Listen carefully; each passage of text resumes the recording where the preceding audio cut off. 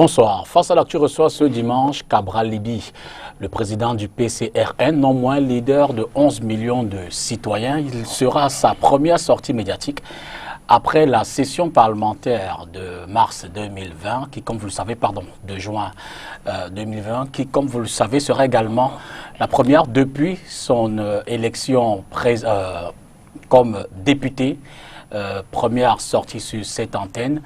Cabral Libye, en 52 minutes, va évidemment partager la vie de son parti, mais également les sujets forts de l'actualité nationale. Cabral Libye, bonjour, bonsoir, bon dimanche.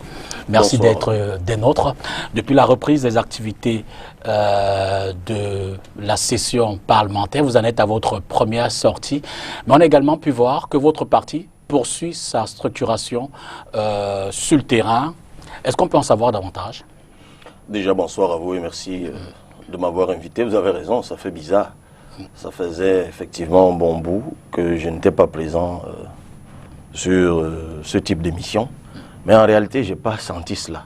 Parce que je suis tout le temps moi-même en train de découvrir le talent de mes nombreux compatriotes qui, eux, sont de plus en plus présents sur ce média et sur d'autres, qui expriment tellement bien et parfois mieux ce que je pense, que je crois que le besoin de m'inviter se fait de moins en moins sentir au profit de mes camarades, que j'encourage et j'en profite pour saluer vos nombreux téléspectateurs que je retrouve. Effectivement, le parti, vous savez, quand j'ai hérité de ce parti le 11 mai 2003, c'était le 11 mai 2019, le parti lui-même créé depuis 2013, non, depuis 2003, je confonds un peu les dates, je le reprends le 11 mai 2019, le parti est créé depuis le 14 février 2003 par M. Kona Robert et M. Massardine Albert Fleury, que je salue au passage. Quand il me confie cette responsabilité, le 11 mai 2019, le parti aura été en latence depuis sa création. Et l'une des missions qui m'avait été donnée au congrès de Guidigis, c'était de travailler à l'implantation du parti. Alors, avant cela, j'avais moi-même fait, dans le cadre de l'élection présidentielle, de la sensibilisation aux inscriptions, plus de 3 fois le tour du Cameroun. Je dis souvent c'est 3 fois et demi. Donc, à la vérité, il y avait déjà un travail préparatoire qui avait été fait. Maintenant, il convient de consolider tout cela, de solidifier tout cela. Vous ne pouvez pas avoir la prétention de remplacer le parti au pouvoir au Cameroun, qui est là depuis des décennies, et penser que vous le feriez seulement avec ce que nous pouvons faire dans les canaux de communication ou ce que nous pouvons faire dans les grandes métropoles. Ça se joue effectivement dans l'arrière-pays, ça se joue sur tout le pays et nous travaillons donc effectivement à cela. Le Covid-19 est passé par là et a limité ou freiné les activités que nous avions préparées, mais maintenant que ça se relâche petit à petit, nous avons repris avec l'entrain qu'on nous connaît ce travail d'implantation du parti. Et j'ai d'ailleurs signé récemment une circulaire de renouvellement des organes de base. Ça va s'achever au 1er décembre, je crois, c'est jusqu'à fin novembre, dont nous travaillerons d'arrache-pied pour que le PCRN soit le reflet du Cameroun, du nord au sud, de l'est à l'ouest. Et Dieu sait qu'ayant fait 3 fois le tour et demi, comme je vous ai dit, je mesure l'ampleur de la tâche. Le PCRN aujourd'hui, c'est 5 députés, 7 mairies, plus de 200 conseillers municipaux. Au regard de ce déploiement-là, en termes d'opportunités, d'objectifs, qu'est-ce que peut-on attendre à court et moyen terme? L'objectif, il est connu. Je dois être élu président de la République du Cameroun à la prochaine élection présidentielle. Il faut que cela... Sans prétention. Écoutez, c'est une prétention légitime que vous pourriez vous aussi nourrir. Et rien ne dit que ça ne vous arrivera pas. Donc, c'est tout à fait légitime. Je l'ai déjà dit, nous travaillons à cela. Et je remercie une fois de plus encore mes camarades qui travaillent à cela. Mais il y a d'autres élections. Il y en a qui viennent de passer en février dernier, il y en a qui, en 2025 d'ailleurs, qui devraient avoir lieu, parce que ce sera encore une année de forte concomitance politique, puisque ce sera l'élection présidentielle, les élections législatives, les élections municipales, mais entre-temps on pourrait avoir les régionales, mais de ce point de vue, nos prétentions, logiquement, devraient être limitées, parce que le collège électoral, il est connu. Donc si on pas fait le décompte des électeurs qui sont aux couleurs du PCRN, nous pouvons avoir une petite idée des prétentions réalistes qui peuvent être des nôtres.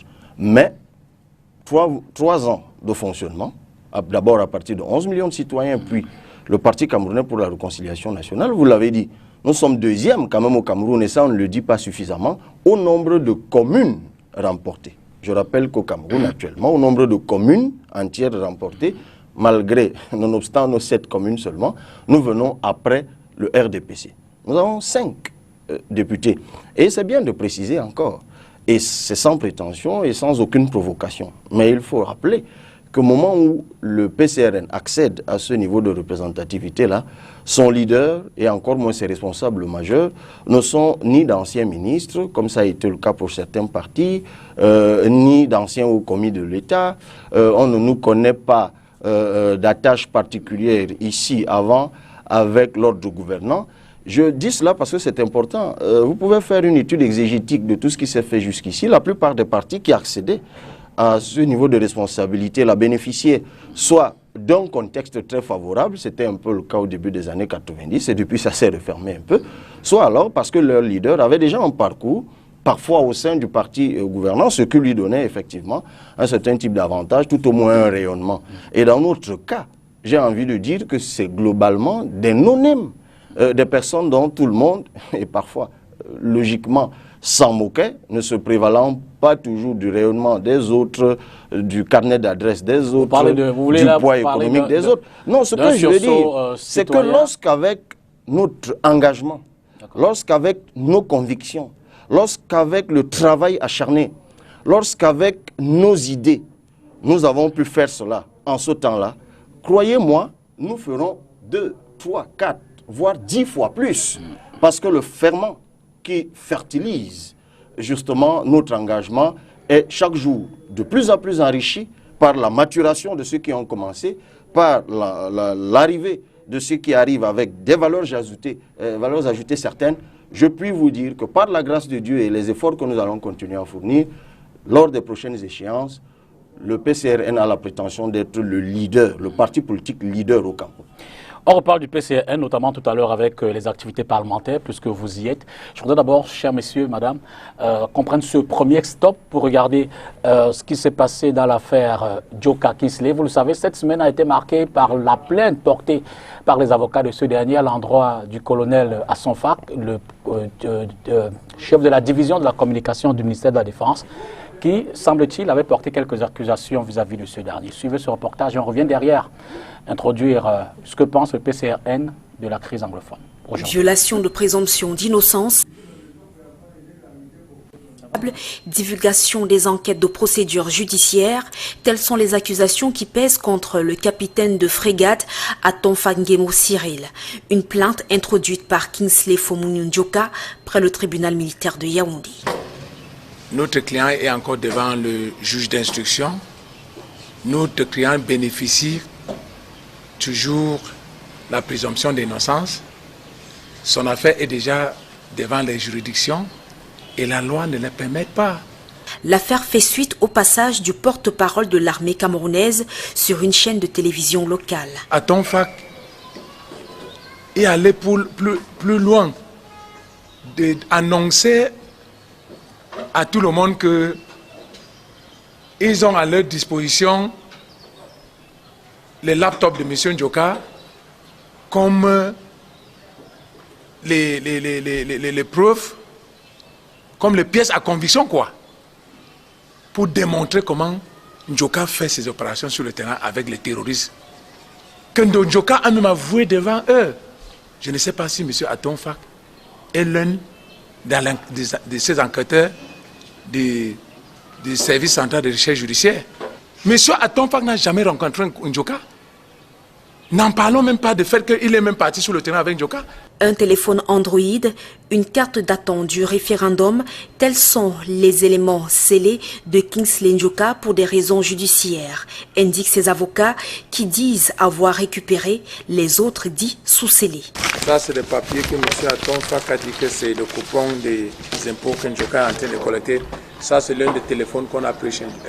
Djoka, qu'on a fait rentrer. On me demandait à quoi sert ce genre de choses dans l'enquête. Sinon, les ordinateurs, les marques,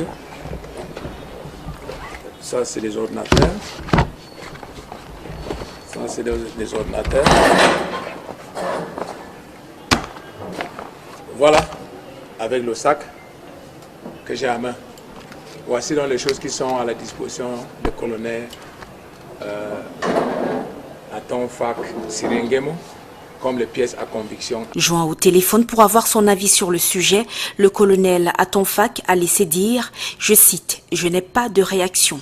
Rappelons que Kingsley Njoka est actuellement en détention provisoire à la prison centrale de Mkundingi. Il est accusé de terrorisme. Au détour de cette actualité, donc, on va introduire la question de la crise anglophone. Cabral Libby, vous avez pris part au grand dialogue national. Au cours du mois dernier, Sissekou Ayuk Tabé a annoncé par sa page Twitter qu'il a entamé des négociations avec certains membres du gouvernement. Une actualité qui a rapidement été démentie par le ministre de la Communication. Vous avez le sentiment que le gouvernement hésite sur ce chemin-là? Je ne me perdrai pas à l'imagination du sexe des anges. Nous nous contentons de ce que nous voyons. Vous avez deux protagonistes. L'un dit « je suis en pourparlers avec l'autre » et ce dernier vous répond que c'est faux. Bon. À qui faut-il accorder du crédit en ce moment-là? Tout au moins, nous demeurons dans l'expectative qui a toujours été la nôtre, celle d'une sortie de crise par le dialogue. Vous vous souvenez que j'avais été de ceux qui avaient dit, déjà à l'époque, qui avaient émis des réserves suite à l'arrestation d'ailleurs de M. Ayuk Tabé. Et je faisais à l'époque un parallèle avec des espaces de conflit comme la Colombie, où malgré tout ce qu'on a connu là-bas, il a bien fallu un moment que le gouvernement et les FARC reprennent le chemin du dialogue. Au Cameroun, si la crise a pris les proportions qu'elle a prises, c'est parce que le dialogue qui avait été entamé, nous l'oublions toujours, avait été rompu, notamment par le gouvernement, avec l'arrestation des personnes d'ailleurs qui plus tard vont être relâchées, notamment des acteurs de la société civile. Certains ont été récupérés dans la commission du multiculturalisme et du bilinguisme. Donc c'était une erreur à l'époque. Nous le savons, nous l'avons dit. On ne remue pas le couteau dans la plaie. Reprenons le chemin du dialogue. Moi, je serais heureux d'apprendre que les principaux protagonistes de cette crise ont repris le chemin du dialogue avec le gouvernement. Ce dernier dit d'ailleurs qu'il est disposé à dialoguer. Il y a une question qui revient tout le temps. On dialogue avec qui? C'est vrai que la crise a métastasé. Les différents acteurs sur le terrain même de la guerre, dans le bush, ne sont pas concertés. Il n'y a pratiquement plus de coordination. Comme dans tout conflit qui s'enlise, il y en a qui affichent des ambitions ou plutôt des expectatives que l'on pourrait qualifier de légitimes ou pas, mais qui sont connues et les intéressés, les auteurs sont identifiés. Il se crée toujours aussi des branches radicales qui, pour certaines, puisent dans d'autres intentions qui sont hautement condamnables. Mais dans cet environnement, discutons au moins avec ceux qui veulent discuter. Êtes-vous de ceux qui pensent qu'avec ce gouvernement, il n'est plus possible d'avancer, qu'il a tout donné sur la question? Non, je crois qu'il est toujours possible de faire quelque chose lorsque les gens meurent par centaines, par milliers. On n'a pas d'autre raison d'être que de trouver une issue à cela. La paix n'a pas de prix, M. Dipitatonga. Et quand je le dis, je mets sur la sellette notre ego, je mets l'orgueil des uns et des autres. Il faut qu'on fasse tout pour qu'on sorte de cette crise et que les tueries cessent. Et à cet effet, je dis toujours que pour discuter, il faut bien que ceux qui n'auraient jamais dû posséder des armes cessent de les posséder. En d'autres cas, les séparatistes déposent des armes. Non, mais je n'imagine pas autrement. Moi-même, aujourd'hui, vous savez qu'il y a le débat sur le cessez-le-feu. Moi-même, président de la République. Certains acteurs, aussi bien au niveau national qu'international, demandent aux forces de défense et de sécurité camerounaises de déposer les armes et également aux séparatistes. Vous dites, c'est clairement les séparatistes qui doivent le faire d'abord. Je suis d'ailleurs d'avis avec tous ceux qui demandent aux belligérants de déposer les armes. Mais je puis vous dire ceci. Dans un État normalement constitué, même si c'est moi qui deviens président de la République demain, l'État qui a la mission de protection, la mission de sécurité, la mission de préservation de la souveraineté, ne peut pas déposer les armes avant que ceux qui n'auraient jamais dû les posséder ne les déposent. Donc il est clair que nos militaires devront, pour créer les conditions de paix, rentrer dans les casernes, ranger leurs armes, mais il faut au préalable que ceux qui n'auraient jamais dû posséder les armes et qui sont dans le bush avec ces armes et qui eux aussi continuent à commettre des exactions, il faut qu'ils les déposent. Parce que tant qu'eux, ils ont des armes et qu'ils sont dans la forêt avec les armes, il justifie effectivement non seulement la possession des armes par l'armée régulière qui de toute façon par nature ne fait que les posséder quand même elles sont rangées, mais elle justifie également que cette armée s'organise à les neutraliser et du coup crée les conditions de dépenses énormes qui elle-même dans une certaine mesure, mais sous réserve de la gabegie qui a toujours eu lieu, mais elle d'ailleurs aussi trouve son lit là-dedans, mais ces dépenses continuent. Votre lecture n'était pas le constat de ce que pratiquement 9 mois après le grand dialogue national, en décembre, le président de la République a promulgué la loi, du moins l'Assemblée nationale a voté la loi, elle a été promulguée par l'après du 19 décembre sur le Code général des collectivités décentralisées. Donc on allait vers plus de décentralisation avec un statut spécial pour les régions anglophones. Vous dites que malgré tout cela, on est toujours dans le statu quo? Écoutez, on a avancé. On a le statut spécial, tout au moins dans sa forme nominale. Mais vous connaissez la position du PCRN là-dessus. La forme donnée à ce statut spécial, de notre point de vue, n'est pas satisfaisante. Je crains même qu'elle participe de l'exacerbation des tensions. Mais évidemment, en ce moment-là, nous avons exprimé tout cela.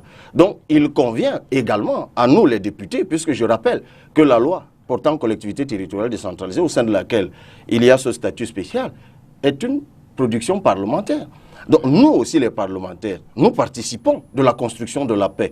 Et je suis de ceux qui, et je saisis encore cette occasion, vous me direz, je dois le faire à l'hémicycle, mais je le fais là-bas.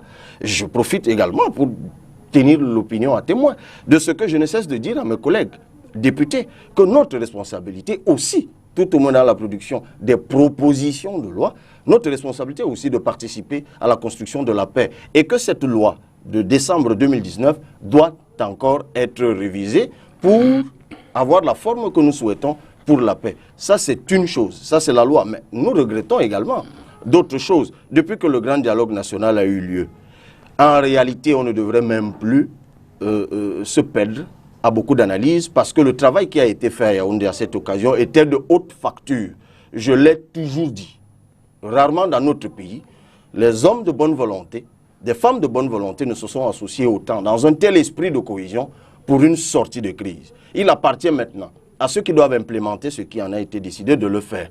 Vous parlez de la crise anglophone, vous parlez de la double nationalité, vous parlez d'un certain nombre de réformes qui ont été évoquées, que ce soit dans la relocalisation, que ce soit dans la reconstruction. Ben nous attendons, aujourd'hui nous avons une boussole. C'est celle de recommandation de ce grand dialogue national. Il appartient au président de la République et à son gouvernement d'implémenter ce qui a été décidé par ceux-là même qui ont été convoqués par eux-mêmes à ces assises-là. Donc, nous savons aujourd'hui ce qu'il reste à faire. Et j'interpelle encore le président de la République, j'interpelle les uns et les autres pour que ce qui a été décidé au grand dialogue national soit fait. En tout cas, moi, précisément. Ben, écoutez, je viens de vous le dire, sur les collectivités territoriales décentralisées, ce grand dialogue, ce statut spécial devrait avoir une autre forme qui réponde véritablement à l'autonomie. Et on peut dire ce qu'on veut. À cette occasion, on l'oublie. Nous avons proposé, nous au PCRN, le fédéralisme communautaire. Et je rappelle souvent que cette proposition qui a fait l'objet d'interprétations diverses et pour la plupart malsaines, était une solution à la crise anglophone. Et je continue à dire que nous ne pouvons pas rester autant captifs de ce qui a été importé. Donc aujourd'hui, au-delà des clivages linguistiques et culturels, nous devons reconstituer ce que le Cameroun n'a jamais cessé d'être, c'est-à-dire un peuple qui s'est mis ensemble pour avoir son indépendance et sa réunification. Et ça, c'est quelque chose de fondamental. Et là-dedans, il faut donc loger l'autonomie réelle. Peut-être qu'on fait un pan sur la décentralisation ou la régionalisation, mais c'est de cela qu'il s'agit. Prenez l'affaire par le bout que vous voulez. La culture anglo-saxonne est une culture d'autonomie depuis la nuit des temps. C'est différent du Cameroun francophone qui a connu l'indigénisation ou l'indigénat comme on veut. C'est une culture différente. Que le gouvernement central accepte, c'est une interpellation que nous faisons, de concéder aux Camerounais ce qu'ils souhaitent. C'est bien beau de le dire aujourd'hui sur les plateaux de télévision, mais ce qu'on observe, c'est que l'Assemblée nationale, je veux dire, la dernière session ne s'en est pas saisie. Les députés n'ont pas à nouveau posé cette question. Je veux dire, si vous avez remarqué que la situation n'est pas totalement décanté, on aurait pu en parler. Qu'est-ce qu'on peut retenir du bilan des 5 députés du PCRN à l'issue de cette session parlementaire à l'Assemblée nationale notamment? Alors un bilan extraordinairement élogieux. parce que justement, nous n'avons fait que ce que le peuple nous a envoyé faire là-bas. C'est-à-dire poser les problèmes qui concernent les Camerounais, émettre des réserves quand il le faut, lorsqu'un certain nombre de textes sont soumis à notre examen, interpeller le gouvernement lorsqu'il s'endette, et même j'ai envie de dire s'endette. Alors, nous, on n'a fait que ça. Et nous avons d'ailleurs pris l'habitude de prendre l'opinion à témoin, parce que jusqu'ici, en tout cas lorsque nous sommes arrivés, on a bien senti cette perception négative que l'opinion globalement a du parlementaire.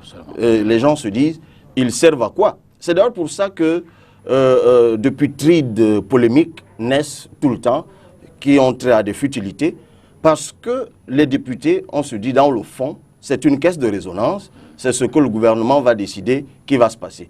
Mais ça me laisse toujours aussi un petit sourire en coin, parce que je suis sûr que sur ce plateau, plusieurs fois je suis venu dire à mes compatriotes, si nous voulons que ça change à l'Assemblée nationale, inscrivons-nous massivement sur les listes électorales. Tiens, j'en profite pour le dire encore, ça s'achève le 31 août. Votons et envoyons à l'Assemblée nationale des personnes qui peuvent faire ce que nous attendons d'elles. Nous sommes 5.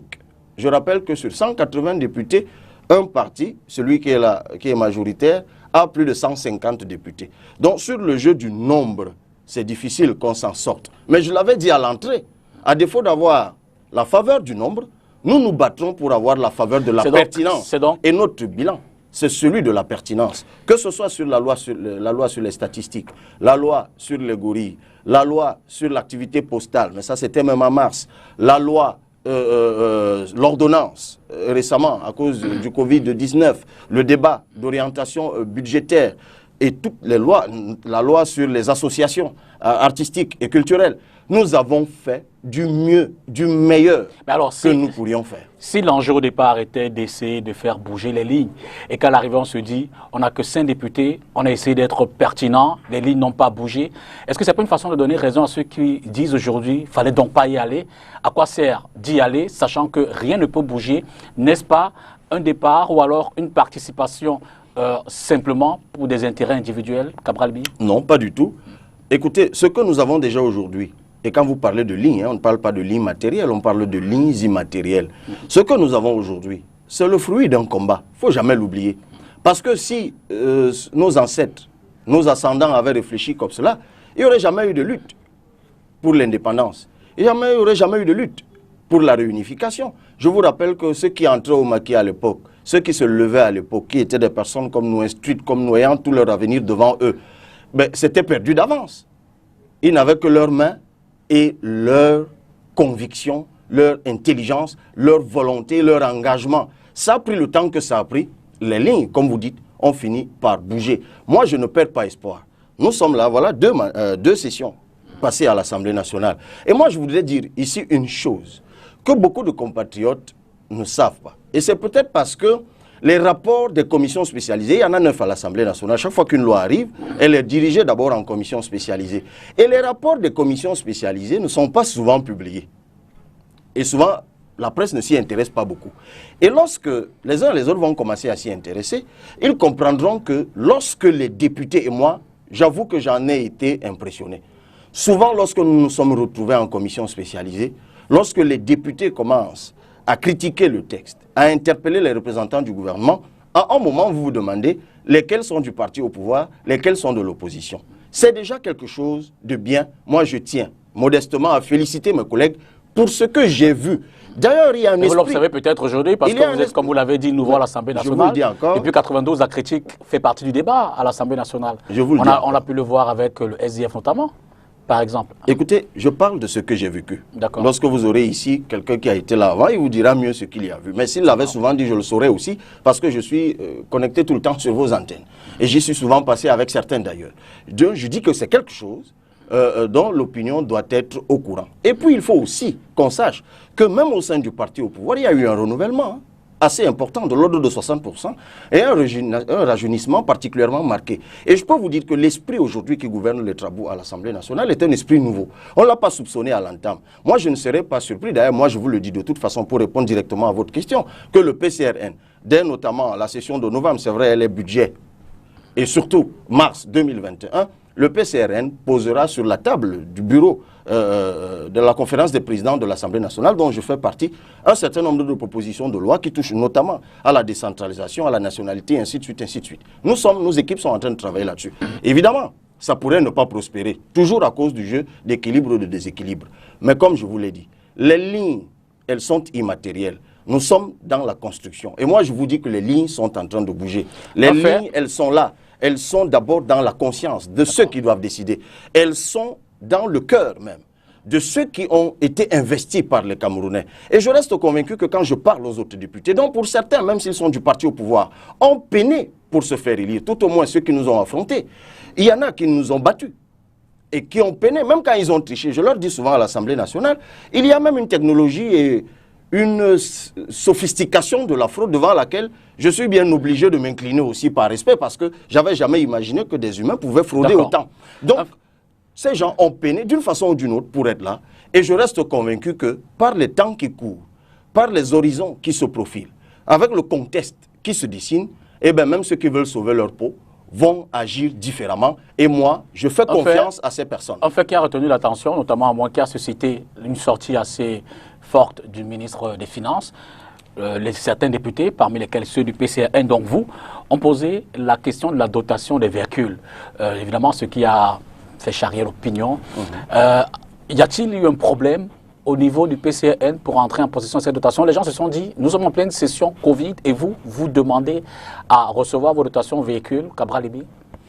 D'abord, les députés n'ont pas demandé à recevoir de dotation véhicules. D'accord. Vous qui sembliez être très informés de ce qui s'est souvent passé avant, c'est d'ailleurs le budget de l'année d'avant qui prévoit cela. Donc, à chaque début de législature, au Cameroun, et pas d'ailleurs seulement au Cameroun, il y a une dotation de véhicules pour les parlementaires.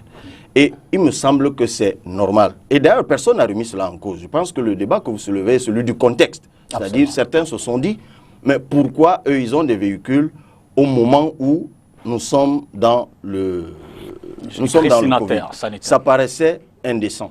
C'est un sujet intéressant. C'est né de quoi en réalité? De ce qu'un document des finances a fuité dans les réseaux sociaux, qui parlait d'un montant de 4 milliards et demi. Moi, je vais vous dire, Monsieur Dipita Tongo, c'est même justement en période de Covid que ces députés aussi ont besoin du matériel de travail. Parce que le véhicule n'est rien d'autre qu'un outil de travail. Nous, au PCRN, on n'a pas attendu la dotation de véhicules pour mettre en place une unité qui a produit 50 000 masques. Nous en avons distribué 10 000. D'ailleurs, j'annonce que nous montons là, bientôt, dans la tournée du Septentrion. Nous allons nous arrêter à Garouaboulaye pour l'inauguration du siège de l'Est. Et nous irons également dans certaines villes, Mandjou et autres. Nous irons jusqu'à Kousseri avec, dans nos bagages, 20 000 masques. Ça, on n'a pas attendu pour ça. Lorsque vous avez vu les députés du PCRN, notamment ceux qui ont travaillé, d'ailleurs même ici à Douala, honorable Ngo ici, honorable Njip qui sont allés à l'Est, lorsque vous avez vu, qui est d'ailleurs le seul député PCRN de la Sanaga Maritime, honorable Biba François, qui tous les week-ends fait pratiquement les 11 arrondissements de la Sanaga Maritime pour distribuer savon, seau et tout ce que vous voulez, si vous faites un petit calcul de tout cela, c'est loin au-delà des 10 millions que ce député a pu avoir. Mais là, on n'est pas dans une comptabilité de quartier. On est simplement en train de vous dire que lorsqu'il faut arpenter, nous, notamment du PCRN, nous avons besoin de ces outils de travail.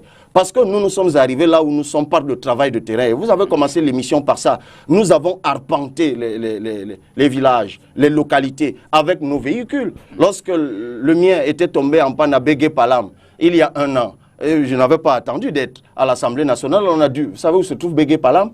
C'est entre Maga et Kaikai. Alors, imaginez qu'on remorque un véhicule à partir de là pour le ramener à Yaoundé. Ça pourrait même coûter la dotation véhicule. Donc, c'est important. Et c'est aussi le lieu de vous dire que vous pouvez compter sur moi aussi pour veiller à la respectabilité de la fonction parlementaire. Vous savez, on ne se lève pas un matin pour être député. Il faut gagner la confiance des Camerounais pour être parmi les 180 à y aller. Nous incarnons une institution constitutionnelle. Et je rappelle encore, et c'est important de le dire, j'ai fait une petite étude comparative. Vous savez, un député camerounais, effectivement, et ça tient aussi à la perception, les gens se disent, de toute façon, ils ne servent à rien. Mais ça va changer aussi. Mais quand on dit qu'un député camerounais touche 1 million de francs CFA, on oublie de dire que pays de développement comparable, en Côte d'Ivoire, il touche 2,5 millions, au Kenya, il touche 3 millions, au Sénégal, il touche 3 millions. Même En Centrafrique, ils touchent 1,7 million. C'est pour vous dire que les députés camerounais, en tout cas ceux du PCRN, je parle au nom du PCRN, ne sont pas exigeants sur ce genre de choses. Le peu qu'il y a, nous le mettons au service des Camerounais. Donc, loin de nous arrêter sur ce type de diatribe, qui participe d'ailleurs toujours du divertissement, de la distraction. Mais nous, on ne se laisse pas distraire. Nous travaillons et le peuple en est juge souverain. Qu'on s'attarde sur le deuxième reportage de cette émission, qui d'ailleurs aborde une question pertinente qui a été abordée au cours de cette session. Et c'est le collectif des artistes qui, à nouveau, du mois après l'adoption de la loi les concernant, est monté au créneau pour interpeller cette fois-là le président de la République dans le cadre éventuellement d'un décret d'application pour essayer de recadrer les choses parce qu'ils ne sont pas contents du dispositif voté à l'Assemblée nationale. Suivez ce reportage. Malgré le vote par le Parlement de la loi régissant les associations artistiques et culturelles au Cameroun, le collectif des professionnels du secteur culturel au Cameroun croit encore au changement. Le dit projet de loi a été adopté par l'Assemblée nationale et le Sénat. Néanmoins, nous continuons de croire que M. le Président de la République peut surseoir à sa promulgation et donner instruction pour qu'elle soit modifiée en tenant compte de nos préoccupations. Le texte est contesté par les artistes depuis son dépôt à l'Assemblée nationale le 26 juin dernier. Il lui est reproché une grande intervention du ministère des Arts et de la Culture dans les affaires artistiques et culturelles. Également, un changement du régime de déclaration à celui d'autorisation des associations à objets culturels. Des éléments qui font dire aux artistes que ce texte a été élaboré par des personnes extérieures au secteur de l'art au Cameroun. J'ai le sentiment que cette loi a été faite par des personnes qui ne naviguent pas concrètement dans l'espace artistique et culturel sur le terrain. C'est vraiment un texte de technocrates qui n'ont pas le sentiment que nous sommes une force de proposition pour l'économie du Cameroun, parce que nous employons des gens, parce que nous achetons des produits, parce que nous en exportons. Le souhait de ce collectif, c'est revoir quelques articles de cette loi qui n'est pas entièrement mauvaise. Le souci, la volonté pour le ministère des Arts et de la Culture de structurer. Elle n'est pas mauvaise s'il faut structurer le secteur. Mais sauf qu'en matière de structuration, elle n'est pas bonne. Il y a des problèmes. Voilà, c'est simplement ça. La loi elle-même, elle n'est pas mauvaise dans l'idée que le ministère avait eue. Mais seulement, dans le texte, il y a des problèmes. Une conférence publique sur le décryptage de la loi régissant les associations artistiques et culturelles a eu lieu ce 15 juillet 2020 à Douala. Retour sur ce plateau, Cabral Libye, une loi qui, évidemment, ne fait pas plaisir aux artistes. Vous en dites un mot? C'est le moins qu'on puisse dire. Et sur cette question également, vous m'avez suivi à l'Assemblée nationale, vous que vous interrogez sur ce qu'on y fait. Et s'il y a une chose qui a plu aux artistes, c'est effectivement ma sortie. Parce que nous sommes là aussi pour représenter les artistes. En un mot, on a longtemps parlé de cette question. Cette loi, elle est mauvaise. Mais heureusement, elle est même contradictoire. C'est pour ça que j'avais dit aux artistes, vous n'êtes même pas obligés de vous y soumettre. De vous y soumettre tout simplement. J'ai interpellé le MINAT là-dessus. J'ai interpellé le MINAC là-dessus. Je leur ai dit, vous révisez l'article, l'alinéa 4 de l'article 5 pour inscrire au titre des associations qui sont sous le régime de l'autorisation et de la déclaration, alors que l'alinéa 3 vous dit déjà que les associations de fait d'intérêt socio et culturel ne sont pas soumises au régime de l'autorisation de la déclaration. Vraiment, c'est facile, on n'a pas besoin d'avoir un doctorat en droit pour ça. C'est évident que c'est une contradiction. Mais comme je vous le disais, quand ils s'entêtent, qu'est-ce que vous voulez qu'on y fasse? Non, écoutez, les artistes ont des problèmes qui sont connus, des problèmes de financement, des problèmes d'organisation, effectivement, des problèmes infrastructurels, les salles de spectacle. Je vous rappelle que s'il y a un secteur qui a été sinistré, on n'en parle pas suffisamment, par le Covid-19, c'est le secteur artistique. Parce que les artistes ne se produisent pas, notamment pour ceux qui doivent prester devant des masses. Ben, un artiste me disait, et je l'ai dit d'ailleurs au ministre, je peux le dire, c'est un des fondateurs du groupe Makaz, il était un grand bassiste bien connu, qui disait, depuis mars, il n'a pas gagné 2000 francs CFA de son art. Pendant que les artistes sont dans ce sinistre et s'attendent à ce que, comme on est en train de dégager un certain nombre de mesures pour contenir les effets ravageurs du Covid-19, pendant qu'ils s'attendent à cela, on leur sert une loi qui leur dit, M. Dipita Tongo, que si vous êtes un groupe de danse de Douala Premier, vous créez une association et vous ne prestez qu'à Douala Premier. Pour prester à Douala Troisième, il faut que vous trouviez une autre association là-bas comme la vôtre, que vous constituez un groupe d'associations pour pouvoir prester. Alors, je ne vous parle pas de la Sanaga maritime ou d'une CAM. Je ne vous parle pas de la région ou d'une autre région. Non, on ne peut pas caporaliser l'art. On ne peut pas définir la géographie du génie. C'est pas possible. Ben, nous l'avons dit. C'est même pas imaginable. Mais j'ai bien aimé, pour sortir de là, ce que je viens de suivre, ça vous a d'ailleurs arraché à vous-même un sourire. Lorsque j'ai écouté le président tout à l'heure du Conseil qui dit que la loi, elle était très bonne dans l'idée que le ministre lui seul se faisait dans sa tête, mais le texte est mauvais. Il faut donc le réviser et compter sur nous au PCRN. Nous allons proposer de le réviser et j'espère que mes collègues qui ce jour, lorsque je m'exprimais, tout au moins semblaient opiner du regard, pas forcément de la tête, ils pourront soutenir cela. Décentralisation, 6 mois après, quel regard, Cabral Libye notamment, je l'ai dit tout à l'heure, vous êtes responsable d'un parti qui a 7 mairies et plus de 200 conseillers. 6 mois après, vous dites, nous sommes sur le bon chemin, il y a encore des difficultés, le gouvernement doit faire plus. Qu'en dites-vous aujourd'hui? Ben, il y a des difficultés. Nous sommes encore loin du compte. Et vous avez d'ailleurs suivi aussi ma volée de bois vert à l'Assemblée nationale lorsque j'ai appris de la bouche du ministre des Finances que cette année encore, on n'appliquerait pas ce que la loi a dit. Je rappelle que la loi dont nous parlions tout à l'heure de décembre 2019 a consacré la dotation générale de la décentralisation. Ce n'est pas nouveau, mais elle a bien précisé qu'elle serait assise sur 15% des recettes de l'État. Ça n'a pas été le cas en 2020 parce que la loi a été adoptée seulement en décembre 2019, donc au même moment que la loi de finances. Ce n'était pas faisable. Mais ça doit être fait en 2021. Mais pourquoi le gouvernement refuse de le faire?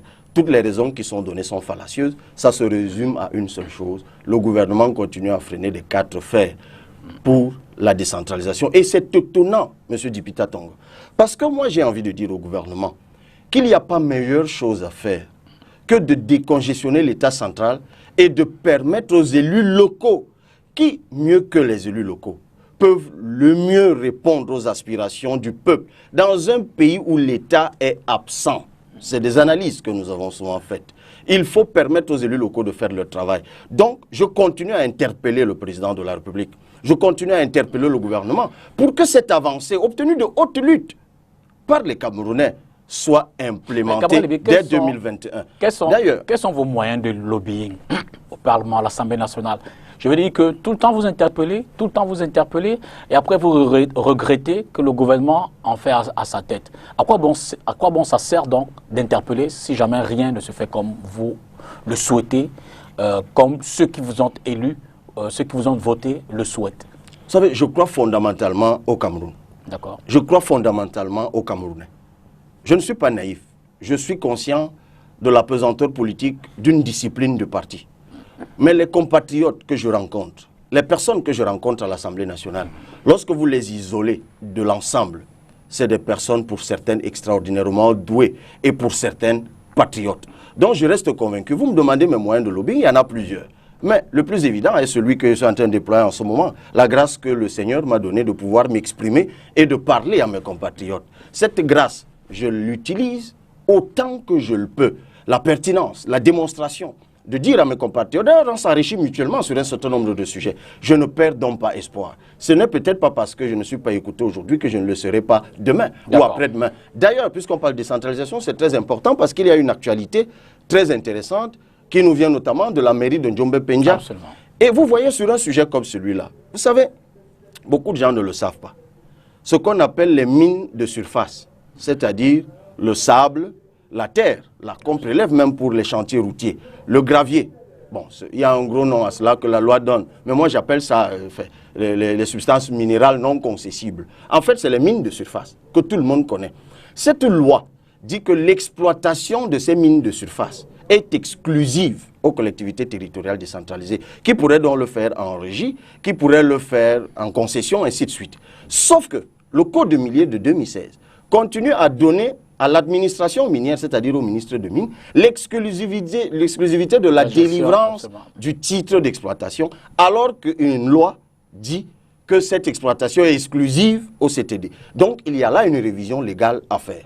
Mais bien plus, j'ai découvert, en approfondissant la recherche sur cette question, qu'en fait, en 2018, dans la commune de Kolmetet, il y a une expérimentation qui a été faite sur l'exploitation avec un document qu'on appelle la lettre de voiture. La lettre de voiture qui a été instituée par le Code OHADA, le droit des affaires, l'acte uniforme OHADA de 2003, est un contrat de transport. En fait, qui doit mentionner, par exemple, ce que la voiture transporte, le volume qu'une voiture transporte et qui est l'acheteur de ce que la voiture transporte. C'est un document qui existe, vous vous souvenez même à l'époque, lorsqu'il y avait la question avec les transporteurs et autres, la lettre de voiture est revenue. En fait, le jour qu'on va instituer la lettre de voiture dans ce pays, on pourra, sur l'exploitation des mines de surface, dégager pas moins de 700 milliards de francs CFA. Imaginez le gap qu'il y a entre les 36 milliards que le Premier ministre donne actuellement au titre de la dotation de la décentralisation et les 700 milliards que l'État pourrait générer en rationalisant l'exploitation des mines de surface. Ça veut dire que dans vous ce voyez combat... qu'à la vérité, ce n'est même pas une guerre entre l'État et les CTD. Tout le monde y gagne. Par exemple, vraiment un petit exemple. Quand vous voyez, on vous dit, il y a une taxe superficielle, il y a une taxe d'extraction lorsqu'on exploite, par exemple la pouzzolane. Et il y a la taxe de transport, c'est 3 000 francs. Ça va de 1 000 francs à 3 000 selon le tonnage. Mais prenons le cas de la taxe d'extraction, qui est de 200 francs au mètre cube pour les substances meubles comme le sable et de 350 au mètre cube pour le gravier, les substances dures. Vous vous rendez compte que c'est un impôt, enfin c'est une taxe à péréquation. Donc tous les ans, cet argent est prélevé. Sauf que cet argent n'est pas réparti au CTD. Parce que 25% de cet argent, 10% pour financer l'assiette, c'est-à-dire les administrations, et 65% au trésor public. D'abord, on devrait pouvoir inverser, puisque c'est l'exploitation exclusive de ce combat. Mais on se rend compte que même les 25% qui doivent revenir aux communes de cet impôt à péréquation, qui devrait donc subir la même péréquation que la RFA, la redevance forestière, la taxe sur le développement local ou le timbre automobile, on se rend compte que le FECOM ne repartit toujours pas. Parce que depuis la loi organisant le FECOM de 2018, c'est lui qui centralise et distribue les impôts à péréquation. Et vous vous rendez compte que même ces 25%, si on les donnait, en la combinant à la lettre de voiture dont je vous ai parlé tout à l'heure, on dégagerait l'argent qui suffirait même pour financer les CTD, sans qu'on en soit à se taper dessus, même sur les 15%. Et dans ce combat, on voit bien que vous rejoignez l'idée, l'esprit de Paul-Éric Kinguin. Est-ce qu'on peut penser à une alliance au-delà de ce combat entre le PCRN et le MPCN, le parti de Paul-Éric Kinguin? D'ailleurs, on a pu voir ces dernières semaines qu'il y a eu une forme de rapprochement, une forme de politesse entre vous, ces deux leaders. Cabral Libye, Paul-Éric Kinguin, c'est envisageable? Mais absolument. Et moi, je ne suis pas pour les unités organiques, pour les fusions. Donc, quand j'envisage l'alliance politique au Cameroun, je le dis pour le MPCN, pour d'autres partis d'opposition, dès que nous sommes convergents, pour moi, la meilleure alliance, c'est l'alliance d'action. Et c'est pour cela que sur un sujet comme celui-là, s'il y a un combat à mener, un combat pédagogique, à l'adresse même du gouvernement, comme je l'ai dit tout à l'heure, parce qu'il ne faut pas inscrire ce débat sous le prisme de la guerre entre les gouvernants et les élus. Non, en fait, on y gagne tous. Il faudrait peut-être qu'on s'explique davantage. Je sais que les relents, comme on dit, de jacobinisme de certains sont tels qu'ils redoutent la décentralisation. Mais pour revenir à votre question, c'est évident. Avec Paul-Éric Kinguin, avec le MPCN, parce que moi je ne réduis pas ces choses aux individus et d'autres formations politiques, je suis prêt à m'associer à d'autres dans l'action. Et chaque fois qu'il faut agir dans le sens d'améliorer le bien-être des Camerounais, chaque fois qu'il faudra se mettre ensemble pour inscrire sur les listes électorales, vous avez vu, il y a quelque temps encore, j'ai salué par exemple la sortie du MRC, du président Kamto, lorsqu'il a demandé à ses militants et ses sympathisants de s'inscrire massivement sur les listes électorales. Voilà ce qui doit nous réunir et nous rassembler. On y revient tout de suite après ce reportage de Jean-Michel Nitieux qui va nous conduire en un mot à la gestion que fait le gouvernement de fonds Covid. Jean-Michel Nitchou est monté au créneau pour critiquer effectivement le ministre de la Santé, le ministère de la Santé publique, de la gestion de ces fonds-là. Et puis derrière, on revient parler du Cameroun et de sa diaspora. Au lendemain de la clôture de la 10e session parlementaire ordinaire le 9 juillet dernier, l'honorable Jean-Michel Nitchou dénonce l'absence au cours des travaux d'un échange entre les députés et le ministre de la Santé publique au sujet de la maladie à coronavirus. Toute une session parlementaire sans l'ombre du ministre de la Santé publique, alors qu'on est en pleine pandémie du Covid-19, déclare le député SDF dans un post qu'il a publié le 10 juillet sur les réseaux sociaux. À cet effet, l'honorable Jean-Michel Nitchou demande si le ministre de la Santé avait peur de s'expliquer sur la gestion catastrophique de cette pandémie devant la représentation nationale. Fin de citation. Dans le même ordre d'idée, le député SDF de Vouy-Est dans le littoral estime que le nombre sans cesse croissant de cas de coronavirus et de décès au Cameroun démontre, je cite, que le plan de riposte n'est pas efficace. D'où sa proposition relative à la mise à la disposition des médecins, personnels soignants du public et du privé, ainsi que des naturopathes et tradipraticiens, des moyens conséquents pour lutter de manière efficace et efficiente contre le coronavirus. Pour conclure, l'honorable Jean-Michel Nitchou affirme qu'à défaut d'une commission d'enquête parlementaire, la gestion de tous les fonds Covid-19 devrait tout au moins faire l'objet d'une enquête diligentée par les services compétents de la République. Fin de citation. Droit à attendre alors qu'il nous reste environ un quart d'heure. Cabral Libye, parlons de la diaspora camerounaise. On la sait, hein, elle a 2 temps. Il y a cette diaspora qui tous les jours manifeste, dénonce le gouvernement, mais il y a une diaspora dont on ne parle pas souvent, dont on ne parle pas assez et dont on ne parle pas beaucoup, qui, au fil du temps, quand même, se démarque dans l'implémentation ou alors dans les différents pays d'accueil où ils sont, se démarque à travers les actions qu'ils mènent. Quel regard vous jetez à l'égard de cette diaspora, de toutes les diasporas que le Cameroun compte à l'international? Mais écoutez, la diaspora camerounaise est comme le Cameroun lui-même. Elle est plurielle. Et ce que j'ai l'habitude de dire, c'est qu'il n'y a pas lieu de se focaliser uniquement sur un seul visage de cette diaspora. Cette diaspora qui tempête, qui est frondeuse et qui est dans son droit le plus absolu. Tout comme ceux qui résident au Cameroun sont dans leur droit de militer dans le parti qu'ils veulent et d'exploiter le cadre légal qui leur est offert pour manifester. Les ambassades, par exemple? Évidemment, non. Ceux qui détruisent les ambassades, ceux qui détruisent tout court, qu'ils soient de la diaspora ou au Cameroun, sont effectivement à condamner. On ne peut pas vouloir le changement en détruisant les acquis que nous avons déjà. Moi, je n'aime pas m'attarder sur cette autre diaspora. En travaillant sur le terrain, et quand je dis terrain, je ne parle pas que du terrain Cameroun triangulaire, je vais aussi à la rencontre de nos compatriotes. Eh bien, moi, j'ai découvert un autre visage de la diaspora. Des Camerounais talentueux, des Camerounais impressionnants partout où ils se trouvent. Et ce qui est saisissant, c'est que ces Camerounais veulent se mettre au service, pour certains même bénévolement, de leur pays.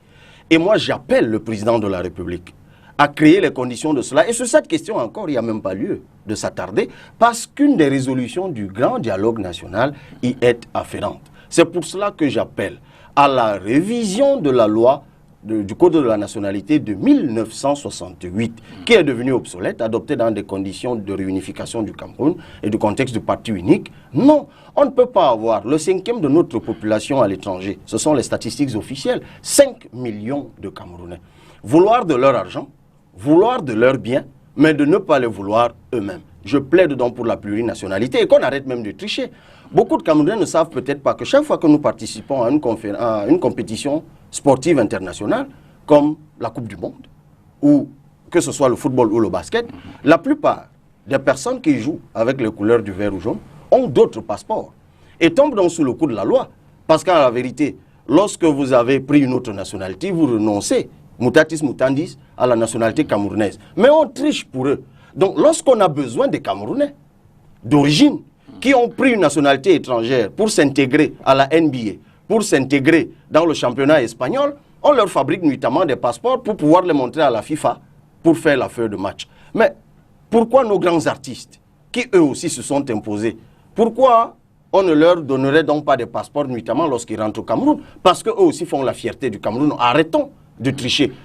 Créons les conditions de la plurinationalité. Je me réjouis, d'ailleurs, je crois qu'au moment que je suis sur vos antennes, sur une télévision concurrente, il y a un compatriote dont j'ai donné le nom comme ça récemment en disant « Mais allez voir à Bruxelles ». Moi, je l'ai rencontré quand je suis allé à Bruxelles. Un jeune Camerounais de 36 ans qui est le directeur adjoint du bureau du FMI à l'Union européenne. C'est le tout premier Africain à occuper ce poste. Diplômé de l'université de Yaoundé. Monsieur Christian Ebeke. Ben, je salue encore. Il fait la fierté du Cameroun. Voilà la diaspora qu'il faut aller chercher. Et puis, il y a des réformes qu'il faut faire. On a évoqué cela au Grand Dialogue National. Nous, au PCRN, depuis 2018, nous avons proposé le guichet unique. Le guichet unique diaspora.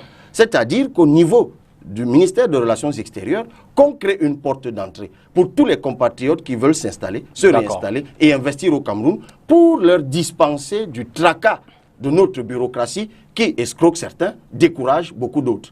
Il y a comme ça des mesures simples qu'on peut faire. Et moi, je salue encore tous nos compatriotes qui se mobilisent à l'étranger. Parce qu'il y a un autre combat à mener, c'est de permettre aussi qu'il y a des élus parlementaires venant de la diaspora. Cette diaspora dont vous ne voulez pas beaucoup parler depuis quelques semaines porte un combat initié par le MRC sous le label du gré à gré ou de l'alternance non démocratique. Mythe ou réalité, Cabral Libye, vous êtes dans ce match du gré à gré, dans ce match d'alternance qui voudrait que le président actuel, Paul Biya, donnerait le pouvoir à quelqu'un d'autre sans forcément passer par les voies constitutionnelles? Ben, je comprends que comme nous allons vers la fin de l'émission, vous commencez à me poser des questions de moindre importance. Parce que lorsque vous m'avez... C'est une question importante.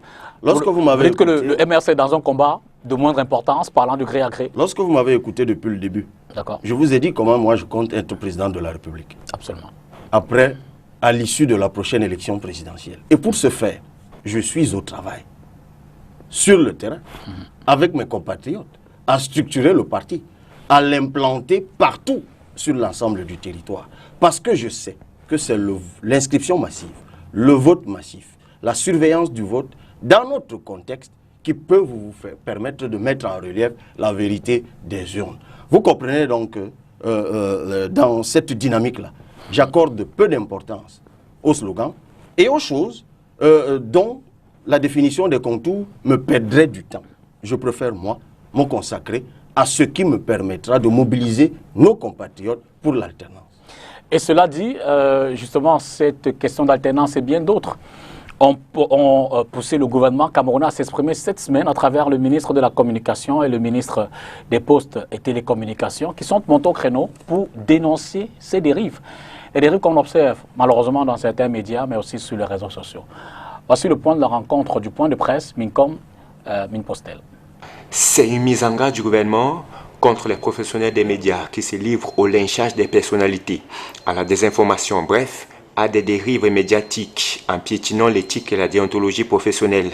Selon le ministre de la Communication, après la sensibilisation, la phase de répression est imminente. Face à cette campagne de désinformation qui n'épargne plus personne, ni aucun secteur de la vie nationale, le gouvernement en appelle à la prudence, au discernement et à la vigilance de l'ensemble de la communauté nationale, afin qu'elle ne se laisse pas prendre au jeu macabre de ceux qui, dans l'ombre, tissent la toile de cette ignoble duperie. Cette expansion des dérives médiatiques ces dernières années s'explique selon cet expert en communication sociale par une véritable absence de régulation dans ce secteur. Est-ce qu'un journaliste doit tout écrire sous prétexte que c'est l'actualité? Il y a des choses qui se disent sur les radios, qui s'écrivent dans la presse, qui se disent dans les télévisions et qui n'honorent pas notre pays, qui n'honorent pas notre profession. Cabral Libye, justement cette question des réseaux sociaux, passe d'âme entre Richard Bona, Joseph-Antoine Bell, passe d'âme entre Richard Bona, Belkatobi, passe d'âme entre Richard Bona et Sambende. Vous, quelle lecture vous en faites? Je veux dire, vous en êtes souvent, vous avez souvent été victime, mais je veux dire qu'on a également vu souvent vos soutiens répondre ou être à l'initiative de ces matchs qu'on observe sur les réseaux sociaux.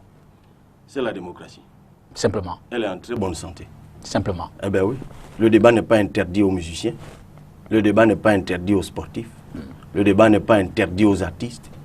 Il n'y a pas de zone exclusive dans le débat public. Les uns et les autres ont le droit de dire s'ils sont d'accord ou pas avec ce qui se fait au Cameroun. Y compris dans la dérive. Chacun utilise ses mots. Non, mais je ne serai jamais partisan des dérives. Jamais. C'est même pas imaginable. Et je mène un travail quotidien de discipline dans la formation politique qui est la mienne, qui est le PCRN, et derrière ceux de mes compatriotes, ceux de mes camarades du parti, qui eux d'ailleurs aussi se retrouvent dans les réseaux sociaux, qui la plupart du temps cèdent à la provocation. Vous savez que moi j'ai fait l'objet de toutes sortes d'accusations de colibé et tout, et je peux comprendre des fois la colère des miens, mais je ne rate pas l'occasion de les rappeler à l'ordre. Pendant qu'on parle, Eric Ngando va certainement nous mettre à l'antenne ces images qui évidemment ont fait l'objet de railleries sur les réseaux sociaux. Cet appel, ou alors cette, je veux dire, cette sortie sur Twitter où vous dites que le MRC vous rejoint dans la lutte, du moins dans la sensibilisation davantage des populations pour l'inscription massive. Une sortie qui a suscité la réaction du secrétaire national à la communication de ce parti, que voilà, qui vous rappelle sagement qu'en réalité le MRC, lui, il y est depuis le 14 février 2013. Vous dites, Cabral, que vous êtes dans un match qui, je veux dire, a été précédemment joué par les autres partis politiques. C'est le bilan qui est important. Il n'y a pas de triomphalisme à être rejoint ou à rejoindre les autres. Nous-mêmes, en entrant en politique, on y a trouvé d'autres. D'ailleurs, on y a retrouvé le MRC. Et vous vous doutez bien que si le MRC est allé à des élections, avant même que le PCRN ne soit géré par nous aujourd'hui, ben, ça veut dire que par le passé, ils avaient forcément appelé à s'inscrire. Sinon, ils ne seraient pas allés aux élections avec des prétentions clairement exprimées. Donc le débat n'est pas là. Moi, je suis heureux simplement qu'aujourd'hui, ce n'est pas une affaire de qui a la plus grosse tête ou le nez le plus long. Non, le débat n'est pas là. Le débat, c'est que nous sensibilisions nos compatriotes à s'inscrire massivement et le moment venu à voter massivement et à défendre. En un mot, quelle lecture faites-vous de la stratégie MRC? Non hold-up électoral, on ne va pas aux élections, il n'y aura pas d'élections tant que le code électoral n'est pas refait, la crise sociopolitique dans le Nord-Ouest n'est pas terminée. Aujourd'hui, il demande à s'inscrire sur la liste électorale, il dénonce le gré à gré, il dénonce l'alternative. Dans ces stratégies, quel regard vous y jetez-vous? C'est que c'est une stratégie propre au MRC. D'accord. Et si vous saviez le temps que je mets avec mes équipes à définir la nôtre, vous comprendriez simplement que ce qui nous intéresse, c'est d'observer ce que font nos concurrents et de capitaliser sur leurs erreurs. Et c'est ça qui nous permettra, nous, d'arriver à la victoire. Je vous l'ai dit, ce qui compte pour nous, chaque fois qu'il y aura élection, nous irons aux élections. Et nous nous battrons pour les remporter. C'est ce que je vous dis. Y a-t-il un problème, Noran Fossing, au PCRN? Quelques faits. À peine l'élection passée des municipales et législatives, vous arrivez au Parlement. Ensuite vient le Covid. Noran initie une action de collecte des fonds. Loin du parti, on a l'impression. Rencontre de MINAD, rencontre de Mi-Santé, loin du parti. Et puis cette semaine, vous rencontrez la presse dans le cadre d'un déjeuner de presse. Noran n'est pas là. Y a-t-il un problème fondamental dans la gestion de ces élus? On sait par exemple qu'il y a eu un maire qui est sanctionné en ce moment. Qu'est-ce qui se passe véritablement au PCRN? Non, il y a 2 maires qui ont été sanctionnés. Et pas seulement 2 maires, d'ailleurs, d'autres conseillers municipaux après les élections. Ils ont été sanctionnés par le conseil de discipline pour 3 ans. Parce qu'ils n'avaient pas suivi la ligne qui avait été donnée par le parti dans la désignation des exécutifs communaux. Il faut que cela soit clairement dit comme cela. On a communiqué largement là-dessus. Maintenant, au PCRN, il n'y a pas de problème sur un député en particulier. Mais ça a dû vous échapper. Après l'élection, j'ai donné 6 mois à tous les élus du PCRN pour que chacun s'exprime, fasse ce que bon lui semble, tant que ce n'est pas illégal, aille là où il veut, marque son terrain. Donc, si je devrais vous dire pourquoi l'honorable Noran Fossing était ici et pas là-bas, je devrais aussi vous dire pourquoi l'honorable Ngoïsi était ici et pas là-bas, l'honorable Njip était ici et pas là-bas, l'honorable Luba était ici et pas là-bas. Dans un gouvernement d'IA aujourd'hui, vous dites? Vous seriez-vous prêt à entrer dans un gouvernement d'IA? Je l'ai toujours dit. Je suis disposé chaque jour qui se lève à servir mon pays à tous les niveaux de pouvoir, tant que les exigences qui sont les nôtres sont satisfaites. Et sur cette question de gouvernement, je considère que c'est une question qui n'a jamais eu lieu, qui ne s'est jamais posée, parce que la seule personne avec qui je peux en parler, c'est celui qui a remporté l'élection présidentielle, qui doit me dire s'il a besoin de moi ou pas et s'il peut répondre aux conditions qui sont celles du PCRN. C'est donc un débat de distraction. Nous travaillons à le remplacer à la prochaine élection présidentielle. Pour terminer, il n'y a pas d'élection gouvernementale. L'élite Bassa a lancé un mot d'ordre depuis quelque temps, ou du moins une motion. Ils appellent à la constitution d'une grande, un grand espace, une forme de région essentiellement au Bassa. Vous y adhérez, vu de ce côté. Est-ce que ce n'est pas une forme de repli identitaire qu'on dénonce pour certaines autres régions? Écoutez, il y a même une région dans ce pays qui est quasiment mono-ethnique. C'est la région de l'Ouest. C'est 8 départements, dont 7 sont Bamileke. Est-ce que c'est un repli identitaire? Donc, pour le cas des Bassa, il me semble même que cette région avait déjà existé. Merci. La région de la Grande Sanaga. Donc, ils sont légitimes d'avoir de la nostalgie. La crise anglophone, ne l'oubliez pas, a des relents nostalgiques. Merci infiniment, Cabral Libi, de nous avoir connus ce dimanche. C'est 60 minutes pour vous exprimer à nos téléspectateurs et au-delà au public camerounais. Merci à vous, mesdames et messieurs, d'être restés regarder 52 minutes avec Cabral Libi dans Face à l'actu. Bonsoir et à dimanche prochain.